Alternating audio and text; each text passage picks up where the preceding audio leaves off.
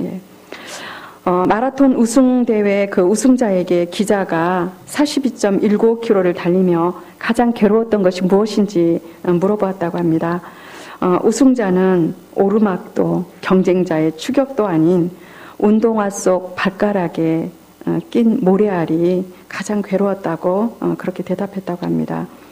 저는 제가 이렇게 좀 종종 힘든 일이 있을 때 이 이야기를 좀 종종 이렇게 한번 좀 저 자신에게 묻고는 해요.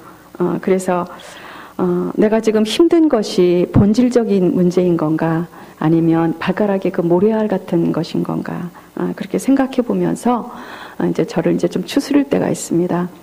그리고 또 힘든 시기를 살았던 선지자들의 그 삶을 좀 떠올리기도 해봅니다. 오늘 이사야 말씀을 통해서 오늘 우리가 좀 함께 은혜를 나누는 시간이 되었으면 좋겠습니다.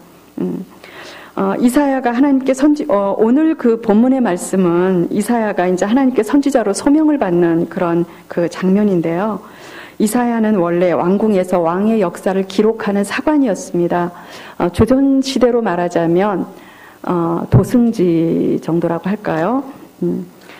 이사야가 하나님께 선지자로 부름을 받았던 때에는 그 1절에 나와 있는 것처럼 우시야 왕이 죽던 해였습니다. 이 우시야 왕이 죽던 해는 BC 739년경인데요. 이 왕은 16살에 왕위에 올랐습니다. 그리고 52년간 그 국력을 그 남유다를 그 전성기 때의 그런 모습으로 회복했던 그런 왕이었습니다. 그리고 이때 당시 북이스라엘의 왕은 여로보암 2세였는데요. 이 여로보암 2세 때 북이스라엘은 가장 그 번성했던 때였습니다. 그래서 아수르 제국은 그 나라의 사정과 형편으로 인해서 힘을 발휘하지 못할 때였고요. 바벨론은 아직 이렇게 막 이제 태동하려고 하는 준비 단계에 있었습니다. 그래서 고대 근동에 있어서 북이스라엘은 최강대국이었습니다. 그야말로 남북이 이렇게 좀 잘 나갔던 때였다고 볼 수가 있죠. 그런데 그가 사역을 시작할 무렵 이렇게 나라는 부강한 것처럼 보였지만 부강한 것처럼 보였습니다. 그리고 백성들은 태평세대를 누렸고요. 그러나 그 나라에 심각한 위험의 징조가 있었음을 이사야는 알아차립니다. 내적으로는 도덕적인 타락이 극심했습니다. 지도자들은 권세를 이용해서 가난한 자들을 핍박하고 그들을 통해서 자신의 그 이권을 개입해서 착취하는 데 급급했었습니다.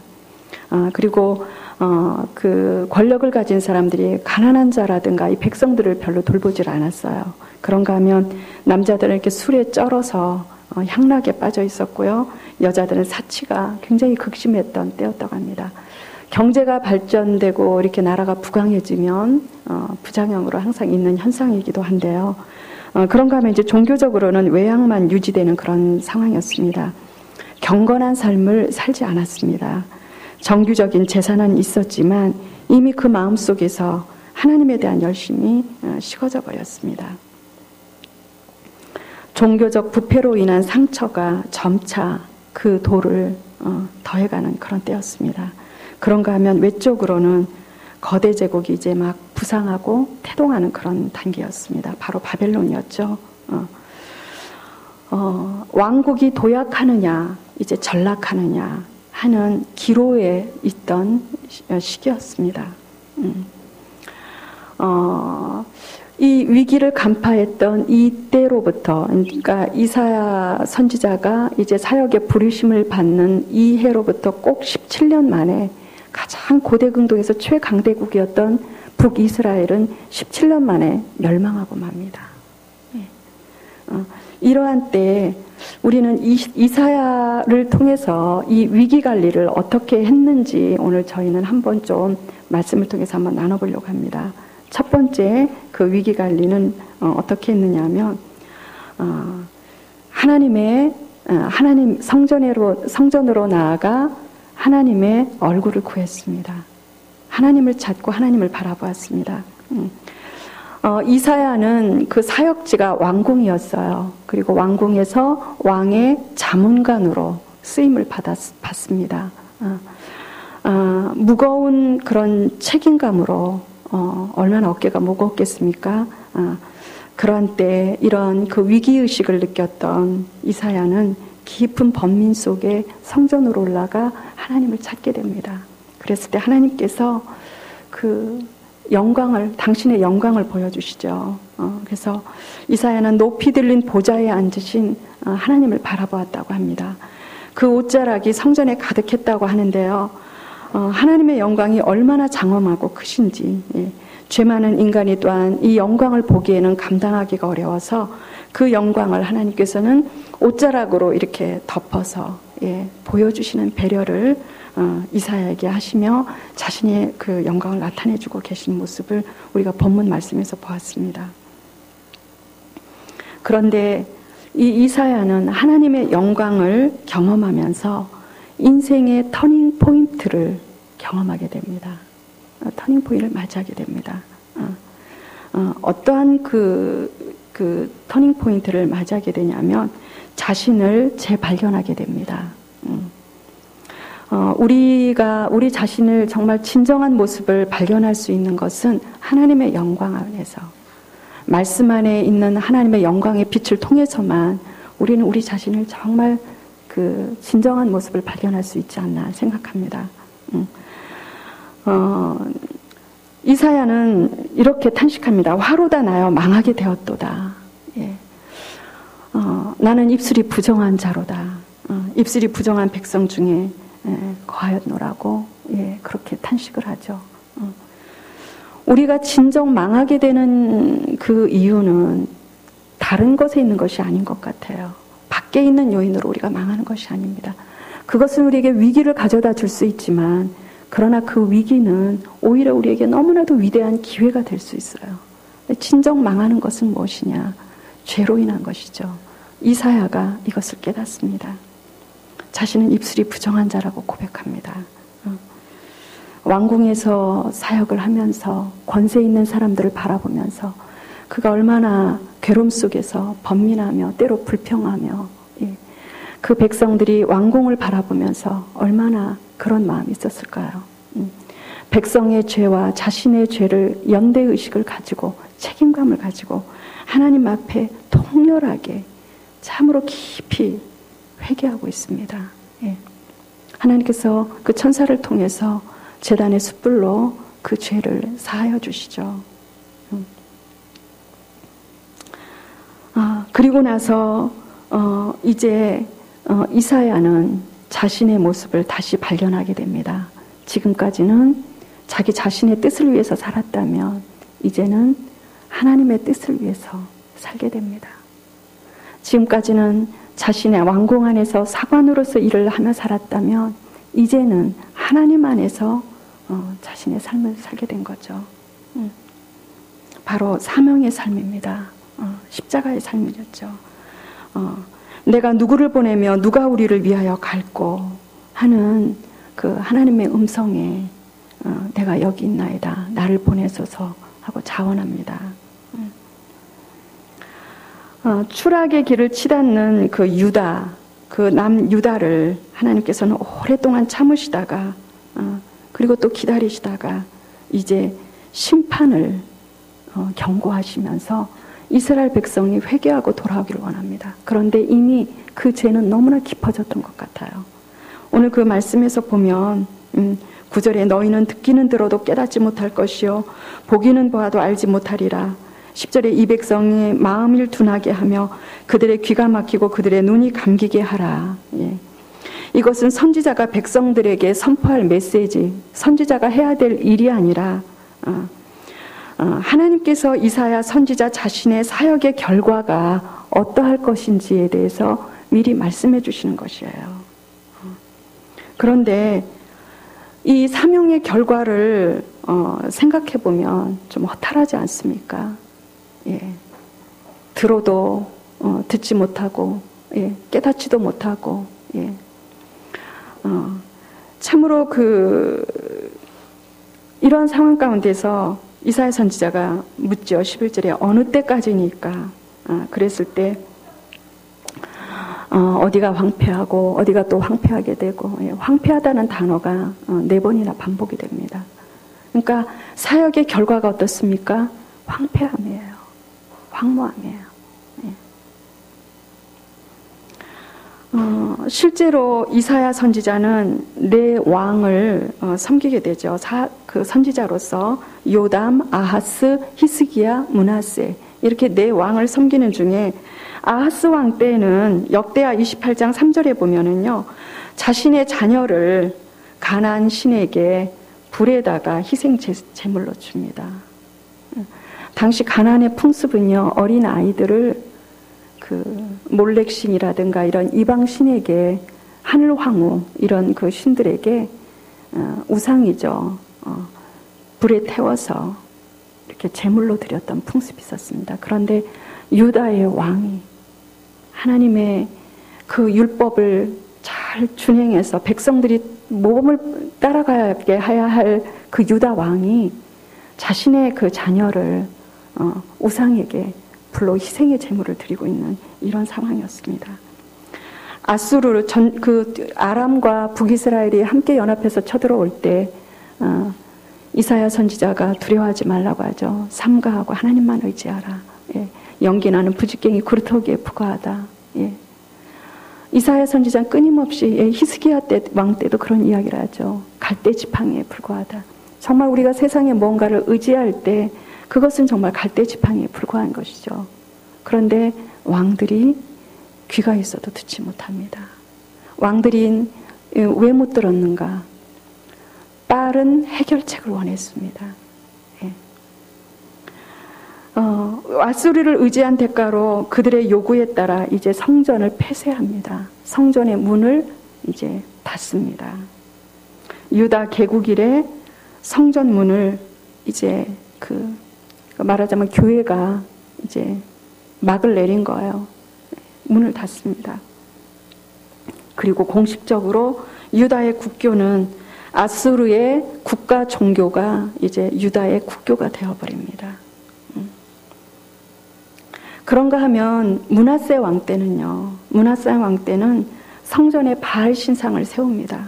그리고 그 당시에 종교 의식이 이 성적인 매춘행이었었어요. 그래서 성창이라고 해서 남창, 여창을 두는데 이 므낫세 왕 때는 남창을 여호와 하나님의 성전에 설치하고 그곳에서 그런 그 매춘행위를 합니다. 이게 하나님의 성전의 모습이었어요. 그런가 하면 그의 아들들, 그 영어 성경 보니까는 아들이라고만 된 게 아니라 복수로 나와 있더라고요. 그러니까 한 명이 아니었던 것 같아요. 여러 명의 아들을 불에 살라 우상에게 제물로 드렸습니다. 그런가 하면 점을 치고 신접한 자와 박수를 신임해서 국가의 중요한 정책을 이런 사람에게 자문을 구해서 결정을 내리는 그런 때였습니다. 열왕기하 21장 16절에는 무죄한 자의 피를 심히 많이 흘려서 예루살렘 입구에서 적끝까지 가득했다고 합니다. 도성 안에 피의 냄새가 진동했다고 합니다. 여러분이 속해 있는 공동체가 이런 상황이라고 한다면 여러분 어떻겠습니까? 그냥 왕궁의 일인데 하고 태어날까요? 얼마나 고통스럽겠습니까? 이사야 선지자가 이 안에서 사역을 하면서 얼마나 괴로웠을지, 얼마나 번민했을지 여러분 상상이 가십니까? 그런데 이 죄에 부패한 마음은요, 하나님의 그 은혜의 사역을 마음으로 전혀 자각할 수 없는 영적인 불감증으로 무디어져 버리고 말기 때문에 눈이 감기고 마음이 둔해지고 깨닫지 못하고 하나님의 선지자를 통해서 주시는 말씀을 깨닫지 못합니다. 이런 시대에 선지자가 하나님의 말씀을 선포한다는 것은요, 그 자체가 십자가였습니다. 진실을 말한다라는 것은 엄청난 화를 불러오는 그런 것이 되겠죠. 실제로 이사야 선지자는 므낫세 왕 때, 이 므낫세 왕이 이사야 선지자가 하도 하나님의 말씀과 진리와 회개와 이런 이야기를 이야기하며 유다에 대한 심판과 이런 이야기를 하니까 널판지 사이에다 끼워서 톱으로 쓸어서 죽입니다. 순교해요. 저는 선지서를 읽을 때마다 이 마음이 참 뭉클해져요. 그리고 참 궁금합니다. 어떻게 이사야 선지자는 이런 상황에서 60년간 선지자로서 사명을 완수할 수 있었을까? 저는요, 그 선지자들 중에서 요나에 대해서 참 공감을 많이 느껴요. 저는 만약에 이런 상황이라면요, 고래배 속을 10번을 들어갈지라도 도망갔을 것 같아요. 어떻게 이런 상황에서 60년간 사역하는데 우시야 왕이 죽던 때부터 계산을 해보면 유다는 152년 뒤에 멸망을 합니다. 그러니까 60년 사역을 하고 나서 순교할 때 약 90년 뒤에 유다가 멸망하는 거거든요.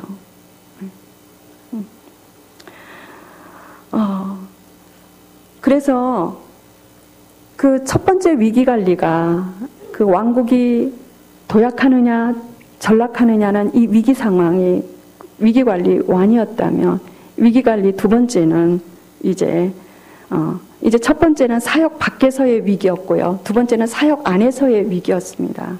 이 위기를 이사야는 어떻게 이렇게 끝까지 감당할 수 있었을지, 십자가의 길을 어떻게 끝까지 감당할 수 있을지 저는 이게 너무나 궁금합니다. 그래서 이것을 좀 찾아보면은요, 첫 번째 하나님의 말씀 안에서 소망을 보았습니다. 본문 13절에 보니까 배임을 당하여도 그 그루터기는 남아있는 것 같이 거룩한 씨가 그루터기가 되겠다고 하나님께서 말씀하시죠.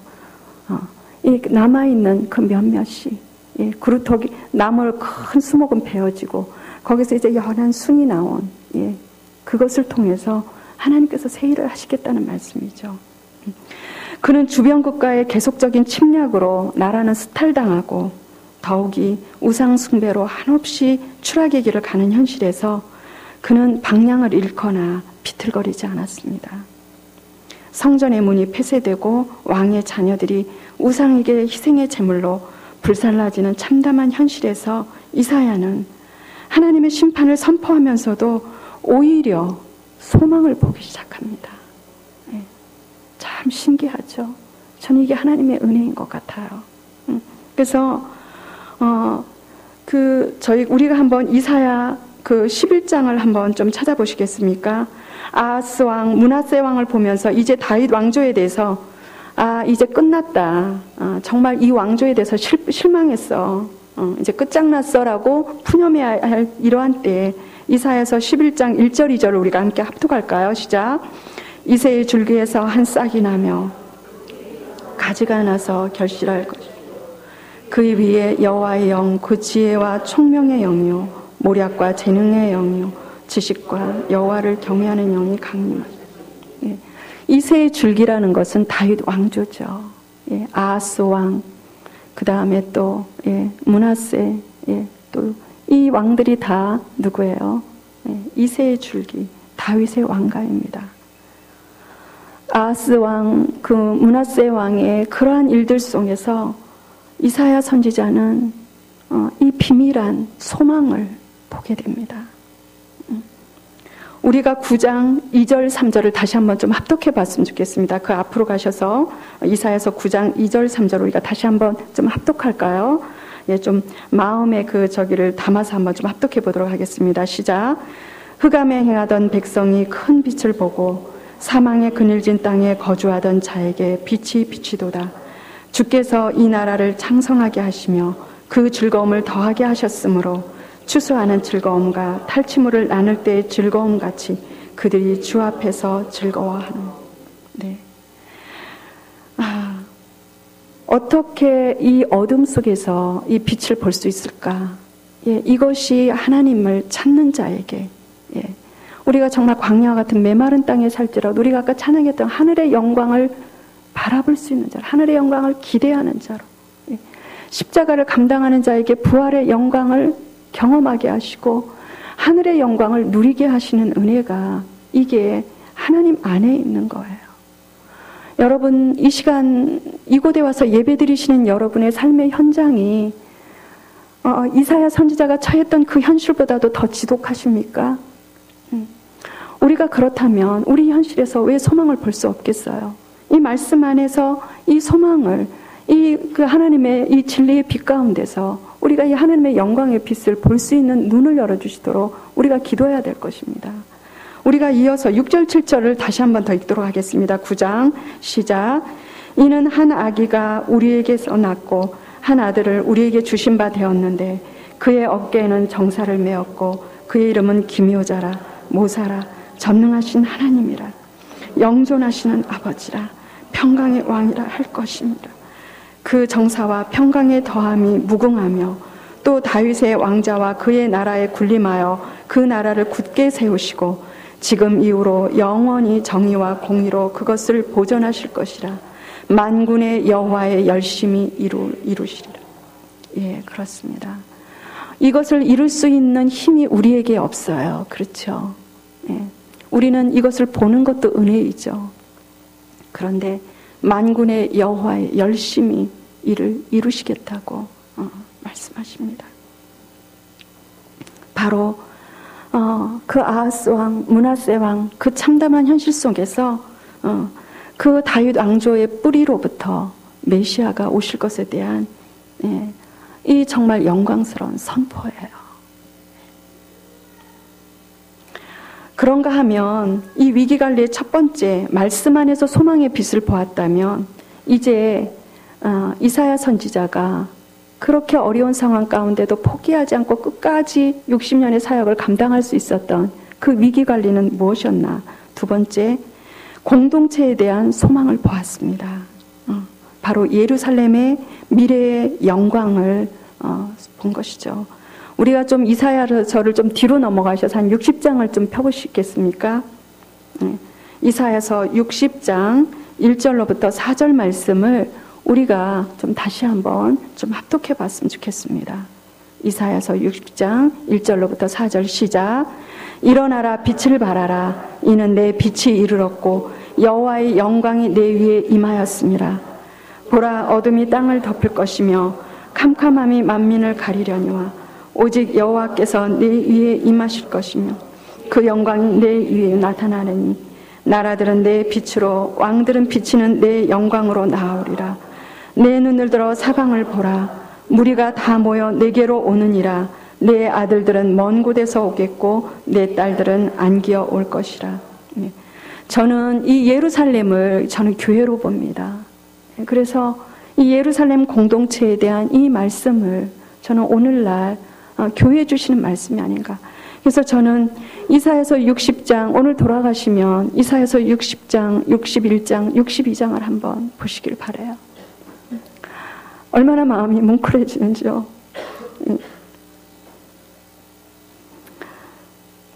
교회를 떠났던 아들들이 먼 곳에서 오겠고 내 딸들이 안겨 올 것이라고 합니다. 빛을 잃은 이 땅의 교회들이 빛을 발하고 하나님의 영광이 임하시겠다는 이 소망을 좀 우리가 함께 함께 좀 약속으로 받았으면 좋겠습니다. 그런가 하면 15절에는요. 전에는 내가 버림을 당하여 미움을 당하였으므로 내게로 가는 자가 없었으나 이제는 내가 너를 영원한 아름다움과 대대의 기쁨이 되게 하리니. 우리 21장 21절 22절을 함께 다시 한번 합독할까요? 시작.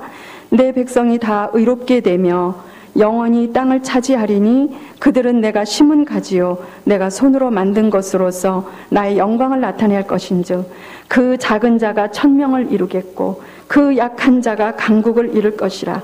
때가 되면 나 여호와가 속히 이루리라. 우리 22절 다시 한 번 더 좀 크게 읽어볼까요? 시작. 그 작은 자가 천명을 이루겠고 그 약한 자가 강국을 이룰 것이라. 때가 되면 나 여호와가 속히 이루리라.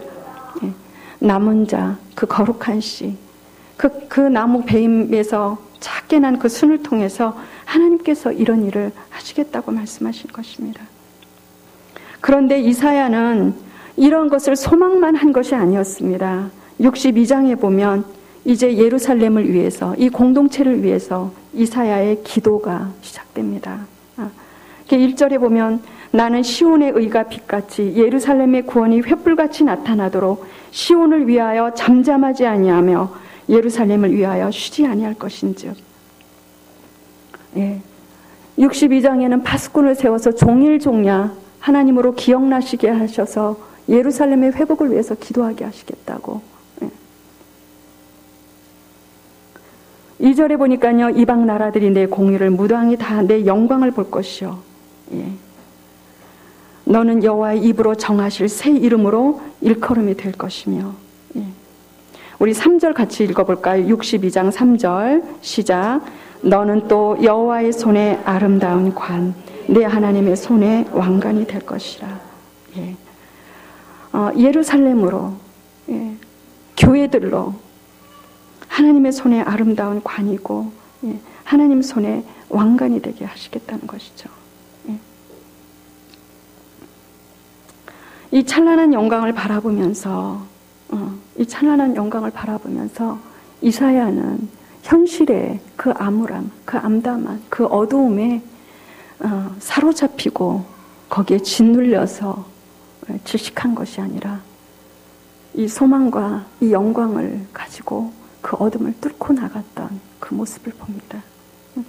저는 이런 이사야의 이 모습이 참 너무나 부러워요. 우리를 짓누르고 있는 삶의 현실 속에서 우리가 구해야 될 것이 아닐까요? 그런가 하면 이사야는 그 사역을 감당하는 내적인 그 위기 속에서 어떻게 그 위기를 관리했는가? 첫 번째는 말씀 안에서 소망을 보았고, 두 번째는 공동체 안에서 소망을 보았다면, 이제 세 번째는 선지자로서 자신의 정체성을 정립함으로써 이것을 극복해 나갑니다. 우리가 이사야서 61장을 보면, 우리 61장 1절로부터 6절, 오늘 좀 성경 말씀을 많이 합독하죠. 여러분이 읽으시는 중에 여러분 자신에게 하나님의 진리의 그 말씀을 좀 선포하시는 마음으로 우리가 좀 함께 좀 읽었으면 좋겠습니다. 61장 1절로부터 6절 시작. 주 여호와의 영이 내게 내리셨으니 이는 여호와께서 내게 기름을 부으사 가난한 자에게 아름다운 소식을 전하게 하려 하심이라.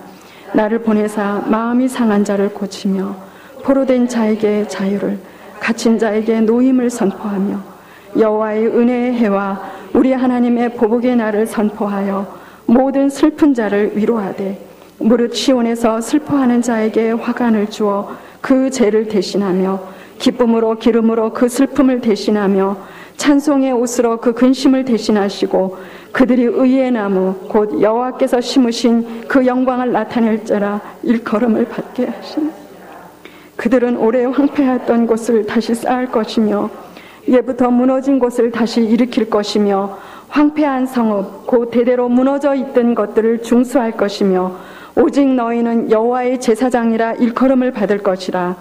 사람들이 너희를 우리 하나님의 봉사자라 할 것이며 너희가 이방 나라의 재물을 먹으며 그들의 영광을 얻어 자랑할 것이니라.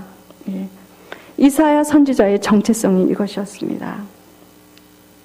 여호와 하나님의 영이 임하셔서 가난한 자들에게 아름다운 소식을 전하는, 복음을 전하는 자. 그런데 그 복음을 전하는 중에 마음이 상한 자를 고치고 포로된 자에게 자유를, 그 다음에 갇힌 자에게 노임을 선포하고 3절에 보면 저는 이 3절이 저의 그 어떤 정체성을 어루만져 주시는 그 말씀과 같이 참 느꼈습니다. 무릇 시온에서 슬퍼하는 자, 무릇 시온에서 슬퍼하는 자에게 화관을 준다고 그랬는데요. 이거를 원어를 보니까 아름다운 왕관이에요. 아름다운 왕관을 씌워주시겠다는 것입니다. 그 죄를 대신하며 죄를 뿌리고 회개하고 하나님 앞에 탄식하고 기도하며 기쁨으로 그 슬픔을 대신하며 찬송의 옷으로 그 근심을 대신하시고 그들이 의의 나무 곧 여호와께서 심으신 그 영광을 나타낼 자라. 이사야는 비록 왕궁에서 왕의 권세 앞에서 최후에는 왕의 그 당시의 선지자나 제사장 왕의 신하였습니다. 나중에는 널판지 사이에서 톱으로 그렇게 비참하게 죽임을 당했지만 그 속에서 왕에게 비참하게 눈치를 보는 자가 아니었고요. 비굴하게 그 목숨을 구걸하기 위해서 어떤 아부를 하는 자도 아니었고요. 하나님의 진리를 선포할 때 어떤 선포를 했는가? 여호와 하나님께서 심으신 그 하나님의 영광을 나타낼 자, 그 땅에 하나님의 생명이 흘러가도록 하나님께서 심으신 의의 나무라는 그 정체성을 놓치지 않았습니다. 그러면서 그 시온에서, 그 하나님의 도성 예루살렘에서 얼마나 슬퍼했겠습니까? 시온에서 슬퍼하게 주이는 그 화관, 사도 바울이 말했던 난리에 달려갈 길을 당하고 면류관을 이제 주시겠다고 약속하셨잖아요. 예수님께서. 동일한 말씀처럼 저에게 느껴집니다. 10절에 보면은요, 이런 말씀이 있습니다. 61장 10절에 내가 여호와로 말미암아 크게 기뻐하며 내 영혼이 나의 하나님으로 말미암아 즐거워하리니 이는 그가 구원의 옷을 내게 입히시며 공의의 겉옷을 내게 더하심이 신랑이 사모를 쓰며 신부가 자기 보석으로 단장함같이 하셨습니다. 이런 상황 가운데서 하나님의 종으로서 이사야 선지자는 크게 기뻐하고 그 영혼이 하나님으로 말미암아서 다른 것으로 말미암죠. 어떤 재테크에 성공해서 기뻐하지 않고 누가 아멘 하셨죠? 저도 아멘입니다. 아이들이 대학교에 그 좋은 학교에 딱 입학해서 그것도 참 즐겁죠. 우리의 근데 본질적인 즐거움이 하나님으로 말미암아 즐거워하리니 이런 어려운 현실 속에서 이런 참담한 상황 가운데서 그 왕의 그 아들들 중에서는 아마 이 이사야가 이렇게 좀 영적으로 양육했던 아이들도 있었을 거예요. 그 속에 그 참담한 슬픔 속에서 하나님의 영광을 바라봤던 이 이사야를 생각할 때 저 자신이 너무나 이렇게 조금만 어려워도 정말 작은 모래알만 좀 느껴도 좀 도피하고 싶고 그런 나 자신을 바라볼 때 너무나 부끄러운 거예요. 제가 지난 그 여름 그 런던 올림픽 때 굉장히 감동적인 한 장면을 보았습니다. 장미란 선수가 동메달을 결정하는 그런 게임이었어요. 이 중에 아마 보신 분들도 계실 텐데요. 장미란 선수가 동메달에서 탈락이 됩니다. 정말 금메달에 유력한 선수였지만 부상으로 인해서 어려움 가운데 참가했지만 탈락했어요. 그의 얼굴은 눈을 아래로 뜨고 감히 이렇게 정면을 쳐다보지도 못하고 아래로 뜨고 있었지만 눈물이 가득한 얼굴인 것을 느낄 수가 있었습니다. 저는 이제 피곤해서 누워서 이렇게 좀 보고 있었는데 그 이후에 장미란 선수가 하는 모습을 보고 벌떡 일어날 수밖에 없었어요. 탈락하고 난 다음에 조용히 그 경기했던 그곳에서 무릎을 꿇고 하나님 앞에 기도하더라고요. 동메달에서 탈락하고 그러면서 입을 맞추면서 그 역도할 때 그 드는 걸 바벨이라고 한다고 하더라고요. 그 무거운 쇳덩어리에다가 입을 맞추더라고요. 저는 이 모습을 보면서 정말 좀 충격을 받았어요. 그러면서 저도 모르게 울기 시작했어요. 우리는 무거운 것을 안 들려고 우리 인생이 조금만 무거우면 어떻게 하면 덜어낼까? 우리만이 너무나 많이 머리를 쓰지 않습니까? 이 장미란 선수의 운동 경기는 하필 그 직업이 항상 무거운 것을 드는 게 그의 직업이었어요. 이번 해에 이렇게 힘들게 들었으면 그건 이제 안 돼요. 그 다음에 더 무거운 것을 들기 위해서 도전을 해야 되는 그런 선수였습니다. 그것을 들기 위해서 여성으로서의 아름다움도 포기해야 됐어요. 많이 먹어서 어떻게 하면 살을 찌워야 됐고요. 그런데 경기에서 부상을 당하고 금메달에서 떨어진 것도 아니고 동메달에서 탈락을 했어요. 어떻게 하나님 앞에 그때 감히 무릎 꿇고 기도할 용기가 나겠습니까? 근데 하나님 앞에 무릎 꿇고 기도하면서 더더군다나 그 쇳덩어리 정말 이 왼수 같다고 늘 불평할 수 있는 내가 이거를 이렇게 들어야 되는데 거기다 입 맞추는 모습을 보면서 저는 이게 어떻게 해석되냐면요. 십자가에다 입 맞추는 것으로 보이더라고요. 그런데 저는 그때 심각한 고민을 했었습니다. 어떻게 하면 이 십자가를 좀 벗어 던져버릴 수 있을까? 어떻게 하면 진짜 요나처럼 내 길을 좀 갈 수 있을까? 장미란 선수의 그 운동 경기의 그 모습이 저에게 제 마음을 바꾸게 했습니다.